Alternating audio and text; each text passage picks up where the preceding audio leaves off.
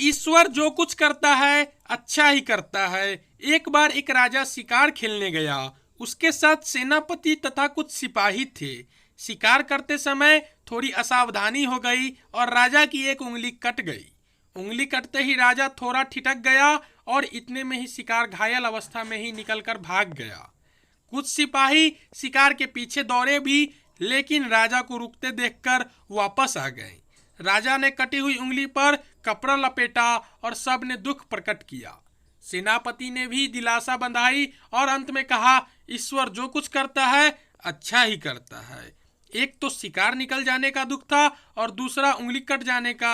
इस पर सेनापति के इन शब्दों ने आग में घी डालने का काम किया। राजा की आंखों में गुस्सा बरस पड़ा। राजा बोले, मेरा हाथ लहूलुहान हो गया, तेज दर्द हो रहा है और तुम जले पर नमक छिड़क रहे हो। चले जाओ आंखों के सामने से, तुम्हारा मुंह नहीं देखना चाहता मैं।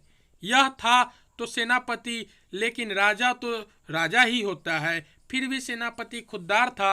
उसने अपना अपमान सहा नहीं गया। उसने घोड़े की लगाम को झटका दिया, बैठकर घोड़े की एड़ लगाई और दौड़ा दिया घोड़ा। दूसरे दिन जब दरबार लगा तो राजा ने सेनापति को बंदी बना लिया। बंदी गृह जाते समय भी सेनापति ने राजा से कहा, ईश्वर जो कुछ करता है अच्छा ही करता है। कुछ दिन बाद राजा दोबारा शिकार खेलने गए। घना जंगल था। जंगल में दूर जाकर शेर दिखाई दिया। राजा और उसके सिपाहियों ने उसका पीछा किया। भ्यूह रचकर आगे बढ़ने लगे। किसी तरह शेर तो निकलकर भाग गया, लेकिन ये लोग पीछा करते करते तितर बितर होकर भटक गए।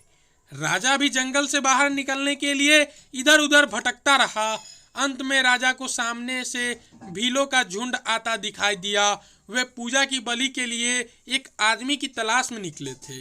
राजा स्वयं ही उनके गिरफ्त में आ गया था। पास आते ही भीलों ने चारों ओर से राजा को घेर लिया। उनके हाथों में तीर कमान, भाले व तलवार, घूमे हुए तेज धार वाले हथियार, ये सब का निशाना राजा था।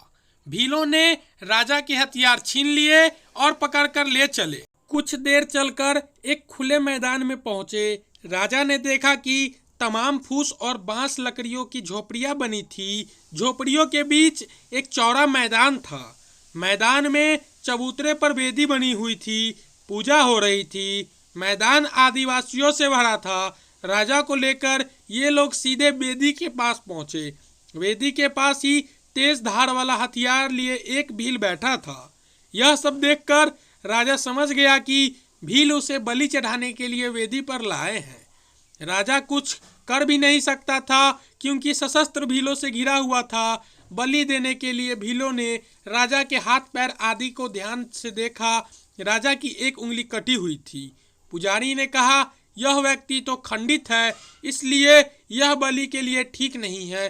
अतः भीलों ने राजा को घोड़ा और उसके हथियार देकर आजाद कर दिया और हाथ का इशारा करते हुए जाने के लिए कहा। राजा ने उनके बताए हुए रास्ता पर घोड़ा दौड़ा दिया।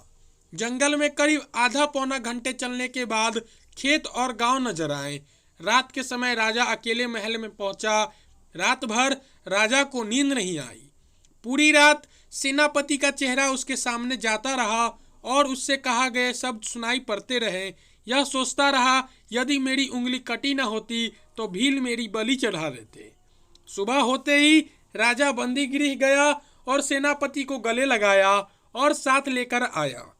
राजा ने सेनापति से बातों बातों में पूछ लिया कि जो बात तुमने मेरी उंगली कटते समय कही थी, वही बात बंदी गृह जाते समय भी कही थी। उंगली कटने से तो मेरी जान बच गई, लेकिन बंदी गृह जाने से तुम्हारा क्या भला हुआ?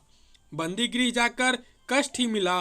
सेनापति बोला, नहीं राजन, युद्ध और शिकार में मैं हमेशा आपके साथ छाया की तरह साथ रहता आया हूँ। यदि कल मैं आपके साथ होता तो भीलों द्वारा मैं भी पकड़ा जाता और मेरी बलि चढ़ी जाती, क्योंकि मैं कहीं से भी अंग भंग नहीं था। इसलिए मुझे बंदी गृह में डालना अच्छा रहा।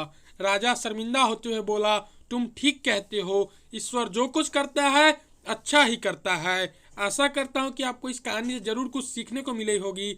अगर कहानी पसंद आई हो तो कहानी को एक लाइक कर दे और ऐसे ही हर रोज एक नया कहानी देखने के लिए हमारे चैनल को सब्सक्राइब कर दे।